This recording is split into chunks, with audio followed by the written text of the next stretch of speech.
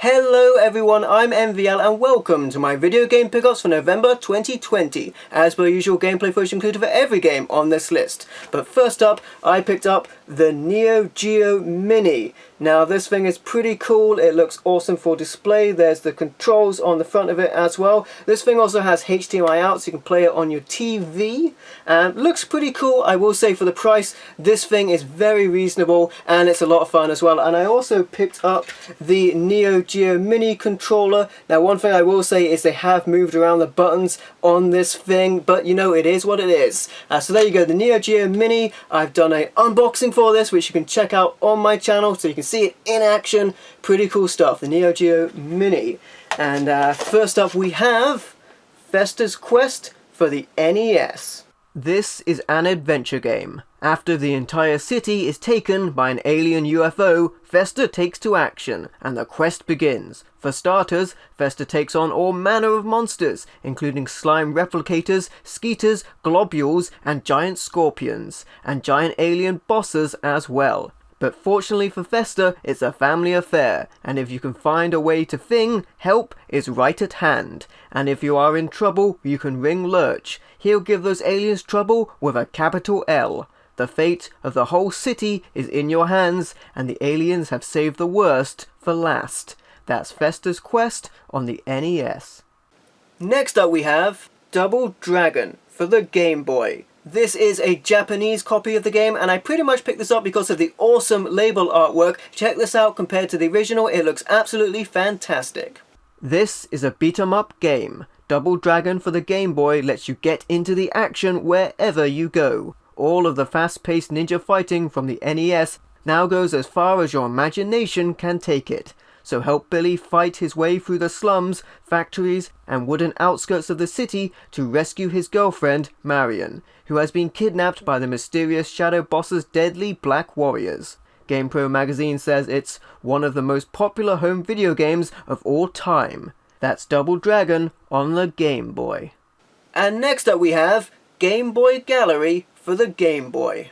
This is a collection of Game & Watch games. The original Game & Watch introduced millions of people to the world of Nintendo. Now Nintendo has put 5 of these classic titles onto one Game Boy cartridge to ensure maximum fun and frustration to players of all ages. It includes Ball, where you try to work for a circus, but before being offered a job, you have to show you can juggle. To make the job easier, the circus provides you with some arm extensions, and you start off juggling slowly, but you need to get faster to impress your new employer. And next up is Vermin. So you couldn't juggle, no problem. The local pest control company needs a new employee. Moles are taking over the town, and it's your job to hit the moles on the head as they surface. But be careful, the more you hit them, the angrier and faster they become.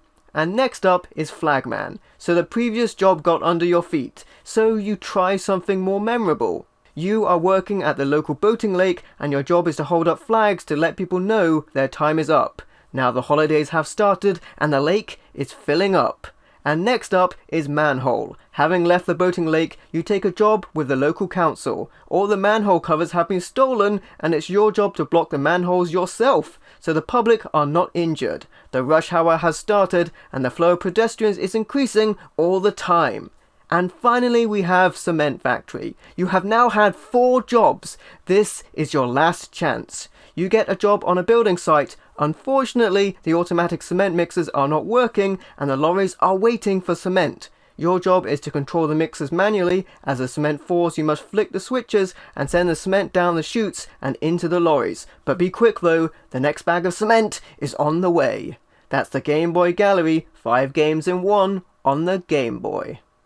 And next up we have Popeye II for the Game Boy. This is a platformer. When Olive Oil discovers a map that leads to hidden treasure, Popeye, Olive, Sweet Pea, and the whole gang set sail to the high seas. But alas, mateys, Popeye's arch-rival Bluto isn't far behind. The dastardly villain tosses Popeye into the briny deep, and it looks like curtains for our bold-headed hero, unless you can help him get the spinach that he needs to jump, climb, and smash his way to save his friends, reclaim his ship, and lead the way to the treasure. And you can also play your friends in 2-player mode as Popeye vs Bluto. He'll fight to the finish cause he'll eat his spinach. He's Popeye the Sailor Man in Popeye II on the Game Boy.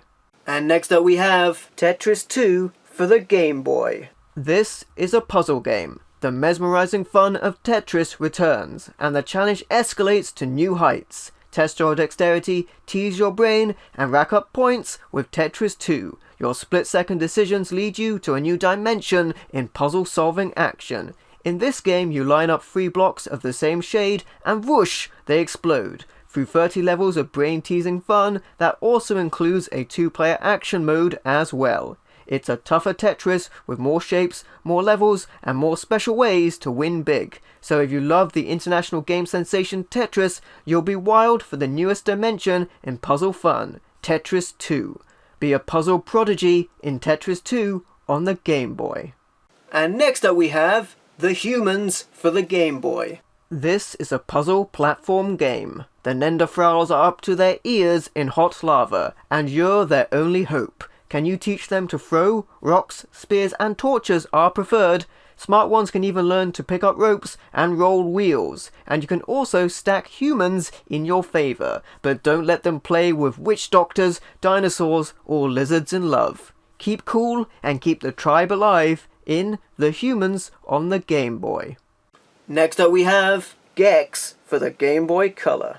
This is a platformer. Gecko is thrust into the bizarre media dimension to protect the world's TV broadcasts from Reza's clutches. Help Gecko battle his way through over 26 enormous levels that parody popular TV and movies, using cool moves such as roundhouse tail attacks and a lightning-fast tongue lash. Gecko also has suction cup paws that can grab on and scramble over anything, as you face up to 20 wacky enemies face to face, including walking eggs and rotting zombies. Now Gecko, the international leading lizard, makes his debut on the Game Boy Color in Gecko, Enter the Gecko on the Game Boy Color. And next up we have Power Rangers Lightspeed Rescue for the Game Boy Color.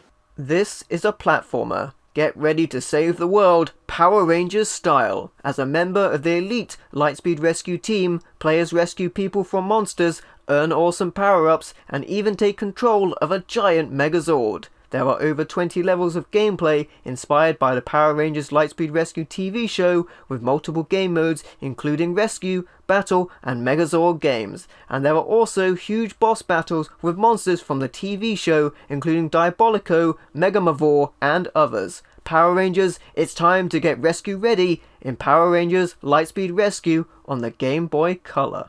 And next up we have Tonic Trouble for the Game Boy Color. This is an action-adventure game. Defeat enemies and use your many powers to get rid of the deranged vegetables that have invaded the planet.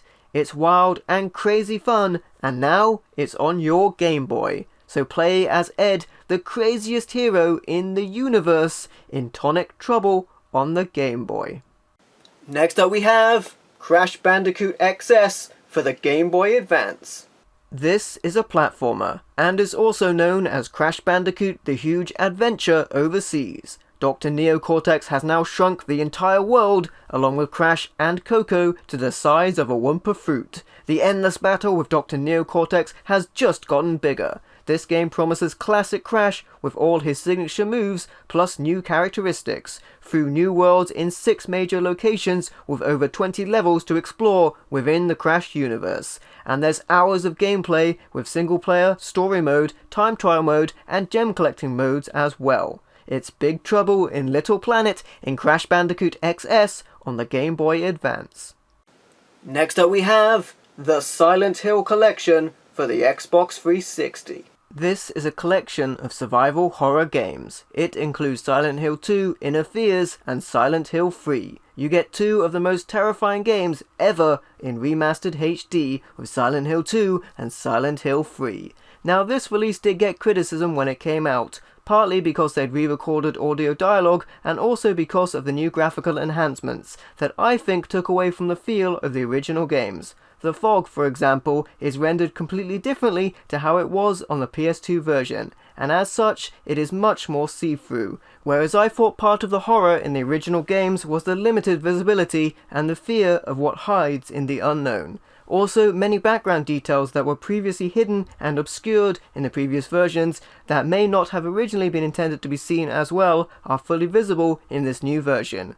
The game also had a number of glitches upon release as well, but part of the reason I got this version was because it would also play on the Xbox One, whereas I understand many of the problems have been fixed, and it is from the Xbox One that you see gameplay footage recorded right now, so you can judge for yourself.